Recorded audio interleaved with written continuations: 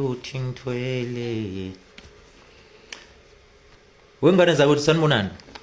Kunento lapha yokuthi hey umbesu uhlanganise izingane laphana eholweni kwenziwani laphana.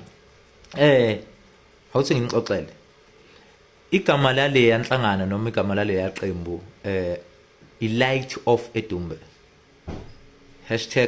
#Geleza nathi siyafundisana lapha. Inhloso ukubuyisa isithunzi kumuntu omnyama 1. Number 2 ukugqugquzela ukuzithanda kubantwana. Number 3 ukufezekisa amaphupho ethu sindawonye ngokubambisana.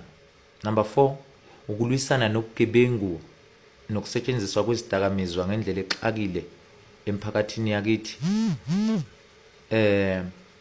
Number 5 ukulwisana nokuhlukunyezwa kwabantu besifazane nababuthaka nezingane. Singamaciko ngokuhlukana ke lapha kepha sihlanganiswe into eyodwa ukulingisa. Siyalingisa ngoba silaphana sonke bese omunye nomunye eveza ikhono lakhe elahlukile ekulingiseni.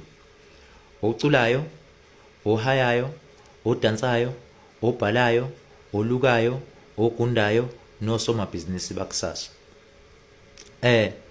Ngibonge kakhulu kubazali abathena bavumela ingane zabo zazohlanganyela nami.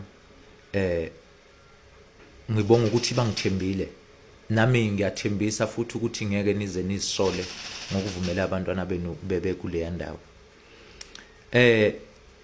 Sizoba nothisha abazosilekelela ngokwehlukana.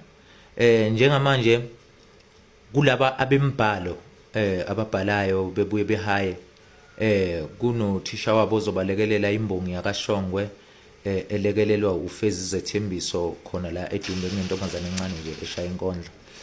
Kubalingisi kuzoba nguNosipho nangu oke wabonakala kuyi in the story man kuyiGomora okwabonakala khona onayi experience egcwele ngalento yokulingisa. Kukhona nabadansayo abadansayo bazolekelela uSisibusi nangu odansayo nje la eDumbe okuyena odumile ngomjivo. Sizokhanda istory esisodwa ezobe sigqugquzela thina sonke nomphakathi wangakithi ukuthi kusuka manje kuyaphambili ukuze isimo sibe ngcono ikuphi okumele ukuthi sikwenze. Ngiyabonga kakhulu wengane zakwethu sisazoba nayo imhlangano ozobubiza abazali. Danko.